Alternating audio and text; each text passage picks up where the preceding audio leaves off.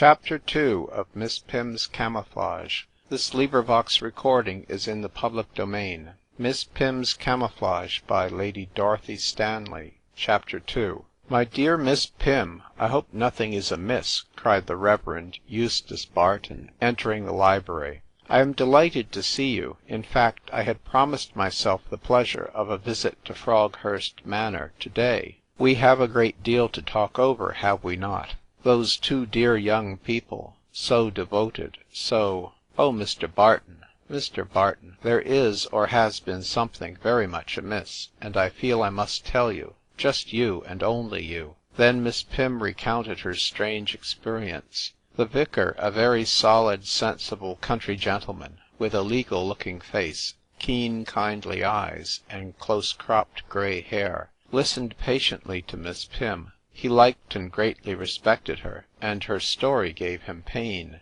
Such a sensible woman, too! The very last woman one would have thought to give way to delusions. "Well?" said Miss Pym, anxiously looking at him. "You are silent. Speak. Tell me what it all means." Miss Pym drew out her handkerchief. The vicar looked steadily at Miss Pym. "You really want my opinion? Well, send for Dr. Mulready, or go to London and see a good man. Perhaps that would be better. Mulready is rather a gossip. Take a holiday, my dear Miss Pym. You are run down. Oh, we shall miss you in the parish, but we mustn't be greedy. Go away and rest." "Rest," he said, almost fiercely, keeping a quelling eye upon her, as much as to say, "Disappear now, if you dare." Miss Pym was shocked. "So then, you do not believe me? Of course I ought to have realized that it does seem unbelievable. I wouldn't have believed you, I suppose, if you had told me that story. I don't in the least blame you, Miss Pym. You just can't help it. All you must do is to get rest and complete change of scene. But it is true, my dear vicar.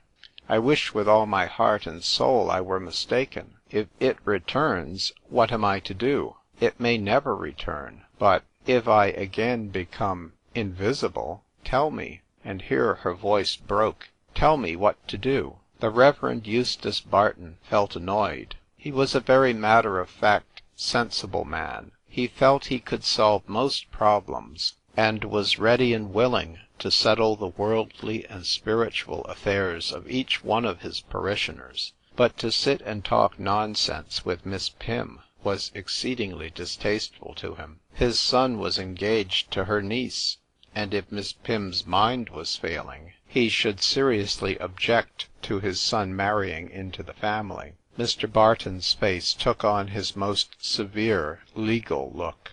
"I have a good deal of work, especially today," he began, looking fixedly at Miss Pym, "and if there is nothing else you wish to talk of, I think I must go."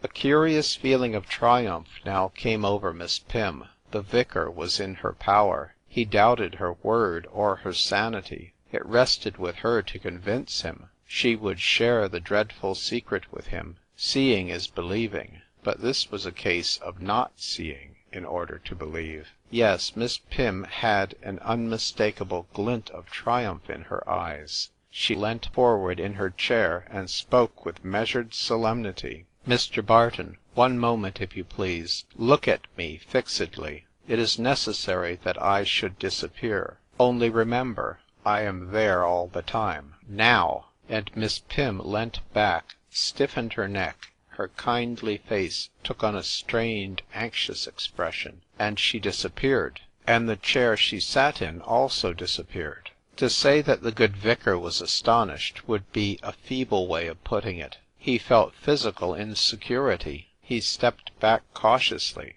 clutching the back of his chair, as though he expected to be swept away with Miss Pym into nothingness. "Can you see me?"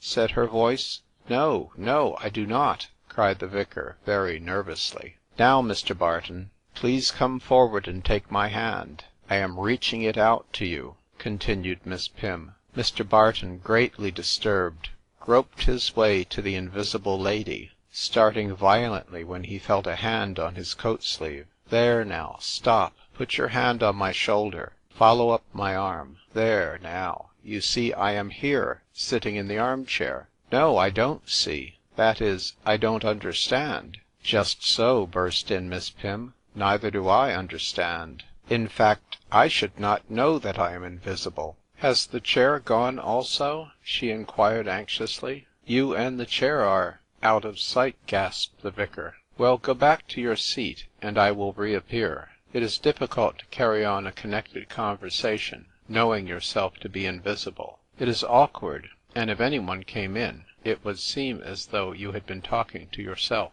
Mr. Barton tiptoed backwards to his chair, feeling very hot and upset. He carefully dabbed his forehead and the back of his neck with his handkerchief. Then suddenly Miss Pym was there, and her eyes said, "I told you so," triumphantly. But the triumph soon gave place to a very real look of sorrow. "Oh, tell me, is this an evil possession? The work of Satan? Dear vicar, have I a devil?" But the Reverend Mr. Barton had recovered himself. Here was a wonderful phenomenon, undoubtedly, and it was for him to consider it and advise. "I don't think it is reasonable to put down to the evil one what we cannot explain. My dear Miss Pym, this new faculty you have suddenly become possessed of is amazing and mysterious, but we need not associate it with evil. You say it occurred for the first time today.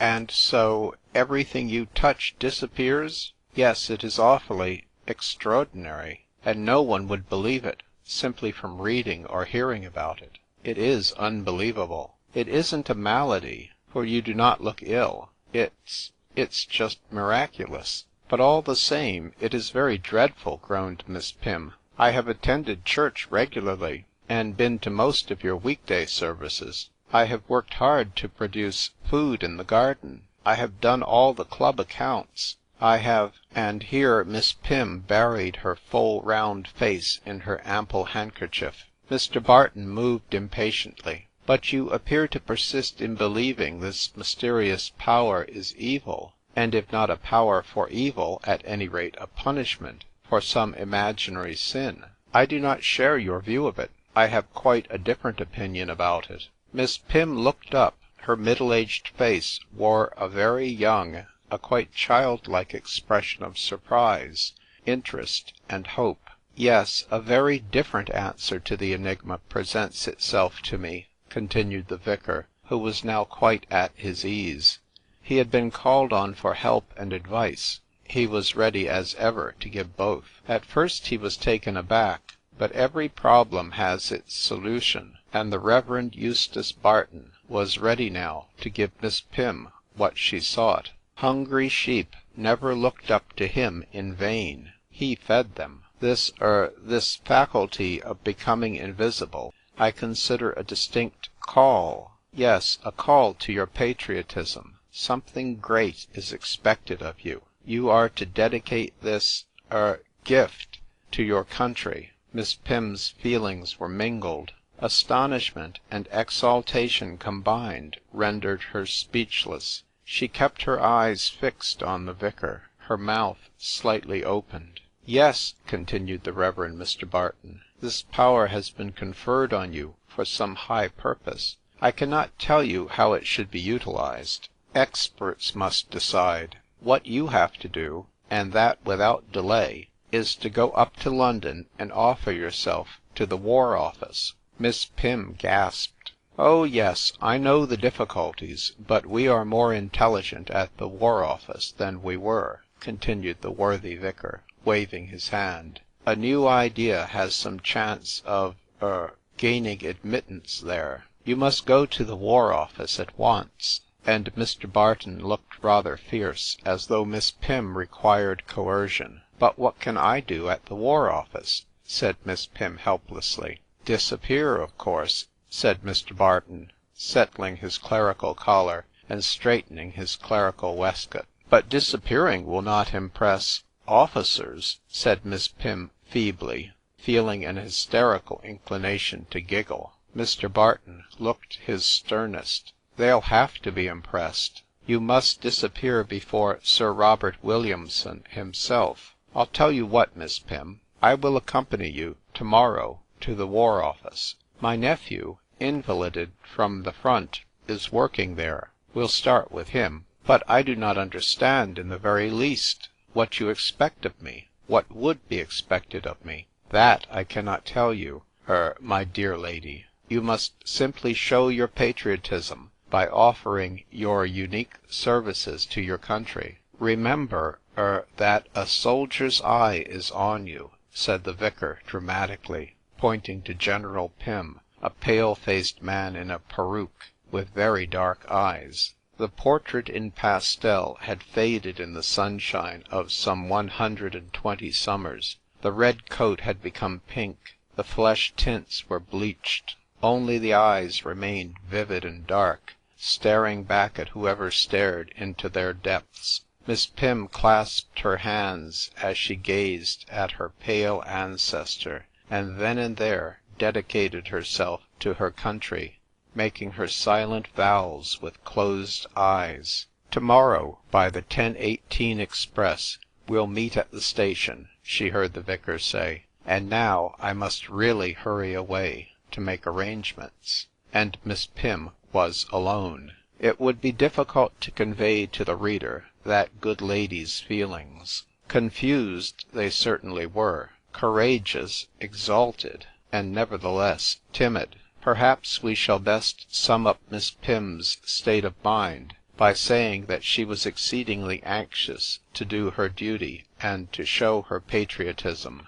It cannot be denied that she would have preferred to show it in weeding the kitchen garden, but Mr. Barton had showed her a better way, and she would follow it. End of chapter 2.